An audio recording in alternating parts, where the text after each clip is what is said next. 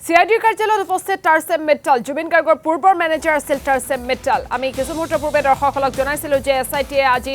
তলব কৰিছে জুবিন গাৰ্গৰ পূৰ্বৰ মেনেজাৰ টাৰ্চেম মিটলক আৰু সেই মৰ্মে আজি কিছু মুহূৰ্তৰ পূৰ্বে CIDৰ কাৰ্যালয়ত উপস্থিত হৈছে টাৰ্চেম মিটল জুবিন গাৰ্গৰ পূৰ্বৰ মেনেজাৰ আছিল টাৰ্চেম আৰু টাৰ্চেম মিটলৰ পৰা হয়তো আজি সিদ্ধাৰ্থ শৰ্মা সন্দৰ্ভত আৰু কেতবোৰ বিস্ফোৰক তথ্য পোৱা যাব বুলি আশা কৰা হৈছে কাৰণ সিদ্ধাৰ্থ শৰ্মাই জুবিন গাৰ্গৰ সৈতে বহুতো আসলতে বিত্তীয় অনিয়ম সংঘটিত কৰিছিল বুলি ইতিমধ্যে SITৰ জেৰাত বহু তথ্য আসলতে পোহৰলৈ আহিছে সিদ্ধাৰ্থে কেনেকৈ অনিয়ম সংঘটিত কৰিছিল কেনেকৈ জুবিন গাৰ্গক লুটিপুটি খাইছিল সেই সন্দৰ্ভত ইতিমধ্যে বহু লোকে বিস্ফোৰক মন্তব্য কৰিছে গতিকে সিদ্ধাৰ্থ শৰ্মা সন্দৰ্ভত টাৰ্চেম মিটলৰ পৰা বহু কথা জানিব পৰা যাব হয়তো পুনপতি সম্প্ৰচাৰত সংযুক্ত হৈছে ঋতিক কৌশিক আমাৰ সৈতে আছে ঋতিক কৌশিক ইতিমধ্যে টাৰ্চেম মিটল গৈ SITৰ কাৰ্যালয়ত উপস্থিত হৈছে টাৰ্চেম মিটলে সিদ্ধাৰ্থ শৰ্মা সন্দৰ্ভত কিবা মন্তব্য কৰিছে নেকি সংবাদ মাধ্যমৰ সন্মুখত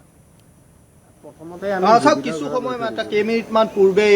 CID কাৰ্যালয়ত টাৰ্চেম মিটল আহি উপস্থিত হৈছিল আৰু বৰ্তমান সময়ত CID কাৰ্যালয়ৰ ভিতৰত আছে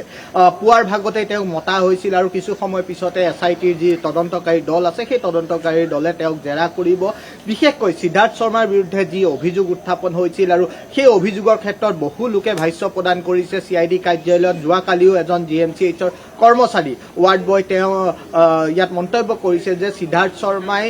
যিসকল ৰোগীক জুবিন গাৰ্গে সহায় কৰে বা ধন দি সহায় কৰে চিকিৎসাৰ ক্ষেত্ৰত তাৰ পৰা 30% কমিছন সিদ্ধাৰ্থ শৰ্মাই লয় বুলি অভিযোগ আনিছে আৰু সেই ভাষ্য CID কাৰ্যালয়ত কালিৰ দিনটোত দিছিল আৰু তাৰ সমান্তৰালভাৱে বহু লোকৰ প্ৰশ্ন উত্থাপন হৈছিল যিহেতু যি টাৰ্চেম মিটল আছিল সেই টাৰ্চেম মিটল দীৰ্ঘদিন ধৰি জুবিন গাৰ্গৰ লগত জড়িত হৈ আছিল জুবিন গাৰ্গৰ মেনেজাৰ হিচাপে আছিল আৰু তাৰ পৰৱৰ্তী সময়ত টাৰ্চেম মিটলে সিদ্ধাৰ্থ শৰ্মাক জুবিন গাৰ্গৰ মেনেজাৰ হিচাপে নিয়োগ কৰিছিল বা চিনাকি কৰাই দিছিল আৰু এই ক্ষেত্ৰত সিদ্ধাৰ্থ শৰ্মাই জুবিন গাৰ্গৰ যি সম্পত্তি আছিল বা ধন আছিল যি অনুষ্ঠান কৰাৰ যি ধনসমূহ আছিল সেই ধনসমূহ সিদ্ধাৰ্থ শৰ্মাই বিভিন্ন ধৰণে হৰলকি কৰাৰ অভিযোগ আছিল আৰু সেই তদন্তও বৰ্তমান সময়ত অব্যাহত আছে আজি টাৰ্চেম মিটলক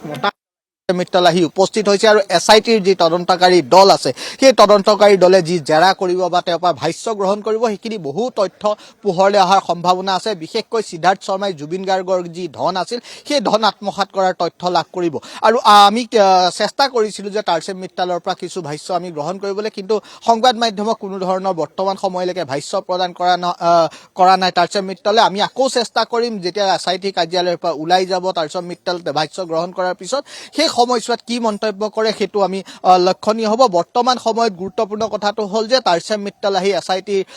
ওচৰত হাজিৰ হৈছে CID কাৰ্যালয়ত আহি হাজিৰ হৈছে আৰু টাৰ্চেম মিটলৰ ভাষ্যই গুৰুত্ব প্ৰদান কৰিব কাৰণ সিদ্ধাৰ্থ শৰ্মাই যি অভিযোগ আছে যে জুবিন গাৰ্গৰ যি ধন আছিল সেই ধনসমূহ আত্মসাৎ কৰাৰ সেই তথ্যসমূহ পোহৰলৈ আহিব আইচিংফা ঋতিক কৌশিক আপোনাক এই মুহূৰ্তত ধন্যবাদ জ্ঞাপন কৰিছো